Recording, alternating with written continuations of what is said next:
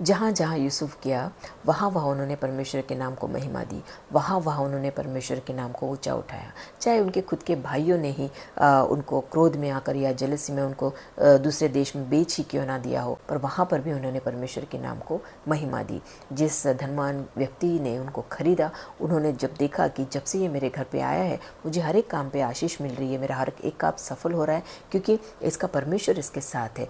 वहाँ पर भी यूसुफ के बोलचाल के द्वारा, व्यवहार के द्वारा, चाल चलन के द्वारा उस मालिक को परमेश्वर की एक झलक यूसुफ में दिखाई दी। और आगे चल के हम देखते हैं कि जब इसके ऊपर प्रसन्न होकर जब स्वामी ने अपने घर का सारा काम का सारा कारोबार के ऊपर उसको अधिकारी बना दिया, वहाँ पर भी कोई घमंड ना रखते हुए वो कैसे विश्वास योग्य बना रहा, कैसे इस स्वामी की पत्नी ने इनके साथ ज़बरदस्ती करने की कोशिश की क्योंकि बहुत ही सुंदर एक मनुष्य था। He was a very handsome boy.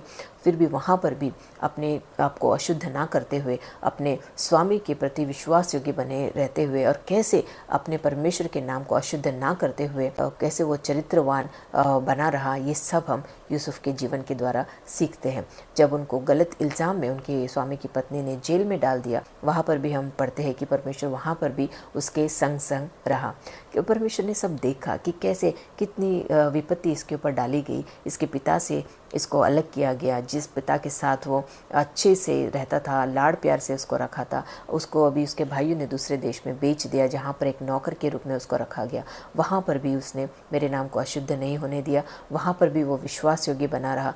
कैसे अपने शरीर की इच्छाओं को पूरा न करते हुए, पाप ना करते हुए, परमेश्वर का भय मानते हुए वहाँ पर भी एक मैन ऑफ कैरेक्टर यूसुफ बना रहा, वो भी परमेश्वर ने देखा। और गलत इल्ज़ाम में जेल में डालने के बाद भी वहाँ पर भी वो कैसे जेल के दरोगा की सेवा करता रहा, उनके कामों में भी उन्होंने हाथ बटाया और अपने सही समय की बाट जोता रहा। परमेश्वर ने ये सब देखा। से हम वचन में पढ़ते हैं कि हमको परमेश्वर के बलवंत हाथों के नीचे दीनता से रहना है ताकि परमेश्वर हमको उचित समय पर बढ़ाए।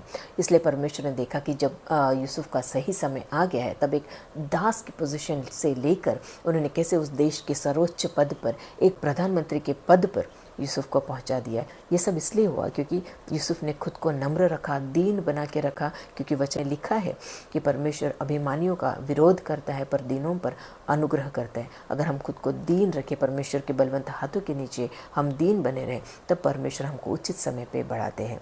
और इसके लिए हमको अपने मन की सारी चिंताएं परमेश्वर के ऊपर डाल देनी है क्योंकि उनको हमारा ख्याल है। आज हम किसी भी परिस्थिति में क्यों ना हो, चाहे हम बहुत बड़ी पोजीशन में हो, तभी भी हमको परमेश्वर के नाम को महिमा देना है। ये नहीं सोचना है कि हमारी योग्यता की वजह से कुछ हुआ है, या अगर आज हम संकट में हो, दुख में हो, हमारे ऊपर किसी ने इल्ज़ाम लगा दिया है, फिर भी हमको परमेश्वर की बाट जोहते रहनी है क्योंकि वचन कहता है कि जो यहोवा की बाट जोहते हैं वे कभी भी लज्जित नहीं होंगे। जो यहोवा की बाट जोहते हैं उनको सही समय पर परमेश्वर ऊंचा उठाएगा और जो जो उन्होंने खोया है उसका एक मल्टीफोल्ड परमेश्वर उनको वापस देने वाले हैं। क्योंकि जो प्रॉमिस, जो वादा परमेश्वर ने हमको दिया है उसको निभाने के लिए परमेश्वर विश्वास योग्य है, परमेश्वर सामर्थी है। मैं आशा करती हूँ कि इन वचनों के द्वारा पवित्र आत्मा ने आपसे बातें की है।